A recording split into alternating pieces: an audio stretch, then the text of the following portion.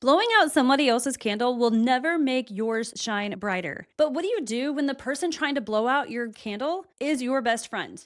Today, we're uncovering the truth about toxic friendships and why you don't have to lose who you are just to keep them happy.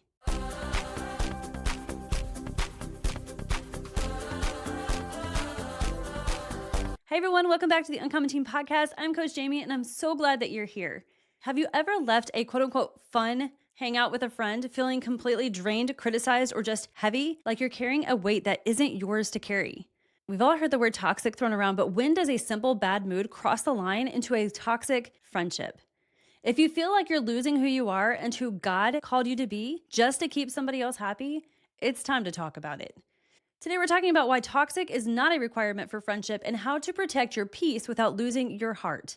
If you're ready to live an uncommon life, make sure to hit that subscribe button, ring the bell so you never miss an episode. Trust me, you're going to want to hear this one. I want to start by asking this: are toxic friendships becoming the norm?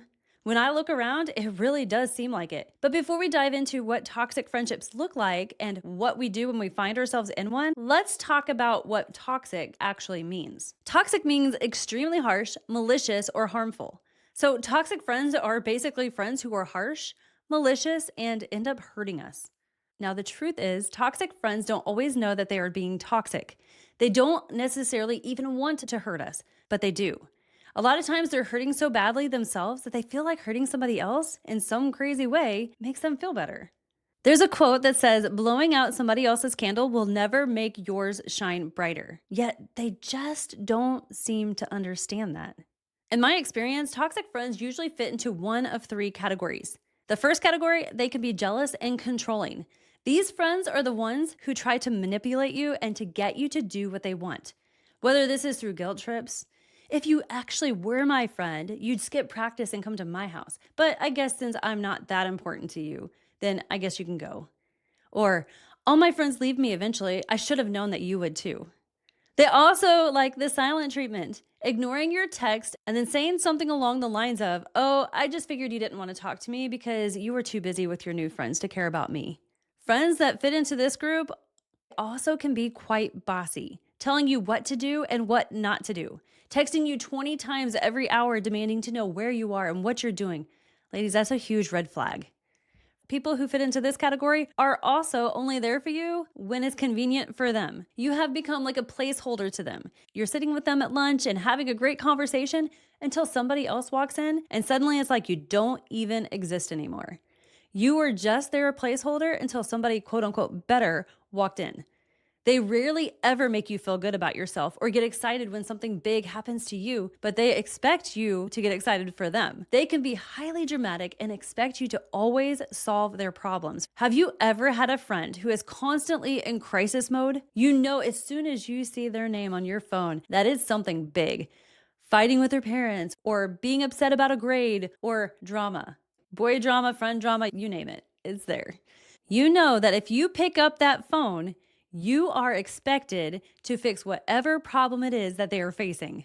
These friends are also the ones who, when they say something to you, it's usually critical or mean. And when they see you hurt, they respond with, oh, I was only kidding. For example, wow, you're actually gonna wear that in public? You're so brave. And then you say something along the lines of, I love this outfit. I don't know what's wrong with it. And then they counter back, oh my goodness, I was only kidding. Why are you being so sensitive? The second category that toxic friends can fit into is that they are always negative. They are like an emotional black hole. No matter how much you encourage them or pour into them, it just disappears, leaving you exhausted. For example, you say, the weather is so beautiful today. And they respond with, yeah, but I'm sure tomorrow it's going to be miserable. They would rather be a victim than an overcomer. Everyone is out to get them. If they get a bad grade, it's the teacher's fault. If they get cut from the basketball team, it's because the coach was playing favorites. They never ask, what can I do to get better? They only ask, why is everybody out to get me? These friends are bitter and they are out for revenge. They have a mental list of every person who has ever bothered them, and they expect you to hate them too. These friends suck the energy right out of you. You spend an hour on the phone with them, listening to them complain non-stop. And when you hang up, you feel like you need a nap.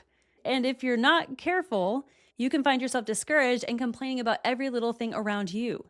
They have made negativity a lifestyle, and it's contagious.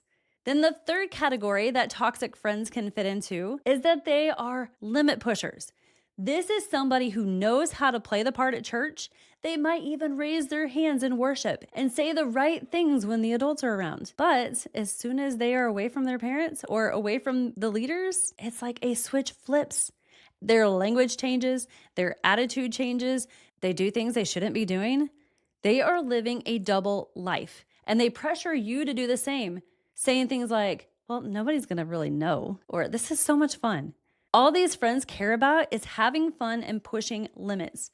They are looking for that next rush, and they don't care if it involves breaking the rules. They are the ones sneaking out of their house at night or waiting for those moments when their parents aren't at home to get into things that they should not be getting into. They aren't just accidentally in the wrong place at the wrong time. They are looking for it. They like the thrill of sin, and they want to take you along with them. These friends care more about being quote unquote cool than they do about God. They will make fun of your faith or your values when they're around the cool crowd. And if they get in trouble, they are quick to shift the blame to somebody else. If you both get caught for doing something they talked you into, they will actually look their parent or teacher or whoever it is in the eye and say, it was actually her idea. I only went along with it because I was concerned about her. They will let you take the fall every single time. Now, hearing all this might seem a little overwhelming. You might be sitting there thinking, wait, I think my best friend is on this list. Or you're asking the question, why do I seem to only attract toxic people? If that's you, take a deep breath. You're not alone, but in order to change the cycle, we have to change the strategy. I'm going to give you 3 steps to help you do just that. Step 1, define your standard. It starts with the simple question, what kind of friends do I want to have in my life? Proverbs 13:20 tells us that whoever walks with wise people becomes wise, but friends of fools or people who don't know Jesus or not walking with Jesus, they will suffer harm. Another version says that friends of fools will be destroyed. Notice it doesn't say that the fools themselves are going to be destroyed. It says the friends of those fools are being destroyed. So one should ask yourself, what are the characteristics of an uncommon friend? If we compromise on those standards just to get somebody to like us, eventually we will wake up and realize that we have no idea who we are anymore because we've compromised everything that we believe in. So set those standards. Step 2, confrontation. So what do you do when your friends have become toxic? We have to confront them. And believe me, I know it's not easy and it's definitely not fun, but it's so important. Think about it like this. Imagine your friends are driving down the freeway at 70 miles per hour, having the time of their lives. You're standing on the side of the road and you see them drive by, but you know something they don't. You know that the bridge is out just a few miles ahead. Now, you want to be nice and you don't want to ruin their mood or their fun or hurt their feelings or your friendship. So you just smile and wave as they pass by. But when they get to that cliff and go off the edge, they're going to be looking back and screaming, why didn't you tell us? See, we thought we were being nice by staying silent, but really we were mean because we withheld the truth that could have saved them. As a good friend, sometimes you have to be willing to be the quote unquote bad guy for a moment so that you can actually be a lifesaver. I like to call this carefrontation. It's not about starting a fight, but it's saying, I care about you too much to leave you where you are, heading in a direction that leads you to destruction. When we approach somebody with that heart, the heart of that carefrontation, you're basically telling them, I value you too much to keep letting you go down this road. It might be scary. Their pride and their ego might get hurt, probably will get hurt in that moment. But if they know your character and they see your heart, they are going to know deep down that you're doing this because you love them. Matthew 18:15 tells us that if your brother sins against you, go and tell him his fault, just the two of you alone. And if he hears you, you've gained your brother back. But we have to do this in love. Ephesians 4:29 tells us that when we speak the truth, we must speak the truth in love. We aren't just pulling them to the side to yell at them and tell them how bad they are. We are speaking to them from a heart of, I care about you and I want what's best for you. And then step 3 is walk away. Now, if you tried to talk to them and they are bent on continuing in their ways, or worse, trying to manipulate you, to talk down to you, or to start an argument because you tried to tell them the truth, that's your signal that it's time to walk away. Don't give them your time or your attention in that moment. Act calm, even if your heart is racing, and just walk away. Ephesians 5:8-11 reminds us that we were once in darkness, but now we are a light in the Lord. It tells us to walk as children of light and to have no fellowship with darkness. This isn't about being better than them. It's about protecting yourself and your purpose from them. Ephesians 2:10 says that God had a plan for your life before the world was even formed. He wants to use you to be an influencer for his kingdom right where you are.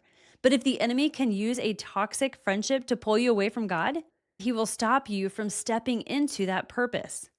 So, how do you practically walk away without being mean? You pivot. Focus on the right people. Start spending your time with friends who actually bring you closer to Jesus. Be honest with them. Tell them, hey, I'm trying to distance myself from some influences that have been pulling me away from God, and I could really use your prayers and encouragement. Ladies, you don't have to do this alone. If you don't have those friends yet, talk to a parent or a trusted adult, or know that you can always reach out to me at uncommonteen.com. Just click that yellow chat box, but please put your email address in there. Otherwise, I can't respond back to you. Or you can shoot me an email at jamie@uncommonteen.com. Then next, start to phase out communication with these people. You don't have to announce that you're walking away from that friendship. Just slowly begin to change the dynamic. Keep it to small talk. Say hi in the hallway at school. Be encouraging, but you don't have to stay in that conversation for long. And you definitely don't have to answer every text or DM. Put a limit on the time so they don't have the power of influence over you. Then I want to encourage you to choose to see them through the eyes of Jesus's compassion. Ask yourself, why are they acting this way? What is hurting inside of them that makes them choose to make the choices that they're making? Use that compassion to start praying for them. Pray for their heart. Ask God to reveal his goodness to them so they are drawn into a real relationship with him. Romans 2:4 says that it's God's goodness that leads people to repentance. The second thing I want to encourage you to pray for is courage for you to do the right thing. Ask God for wisdom on how to handle the situation. James 1:5 says that when we lack wisdom, all we have to do is ask God and he will give it to us freely.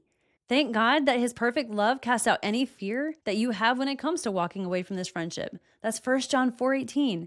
His perfect love casts out fear. And then pray for your future friends. Ask God to bring people into your life who love him, who respect you, and who refresh and encourage your soul. Ask him for those loyal friends who make life fun while helping you grow in your walk with him.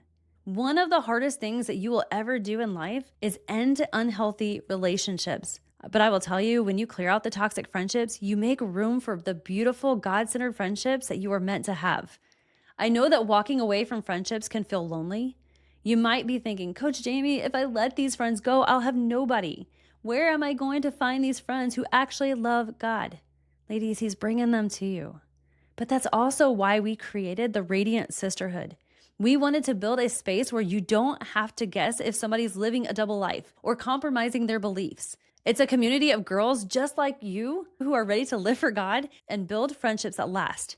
Included in the Radiant Sisterhood is also our monthly Glow Mail subscription. It's a beautiful blessing and encouragement sent right to your doorstep every single month. You don't have to settle for toxic friendships because you're afraid of being alone. There is a community waiting for you. To learn more, head on over to uncommonteen.com/glowmail to join the Radiant Sisterhood today. Before we go, I want you to join me in our declaration. No matter where you are, whether in your car or in your room, repeat after me and really mean it with all your heart. I am beautiful. I am valuable. My beauty and my value, they don't change. Even if someone fails to see how incredible God made me. If this episode helped you today, or if you know a friend who is struggling with a toxic friendship and needs to hear this truth, please like this video and share it with them. And if you haven't already, make sure to hit the subscribe button and ring the notification bell so you never miss an episode. I'd also love to hear from you. Leave a comment below or send me a chat at uncommonteen.com and let me know what is one quality you are looking for in a God-centered friend this year. Thank you for hanging out with me. I'll see you next time. And remember, stay uncommon.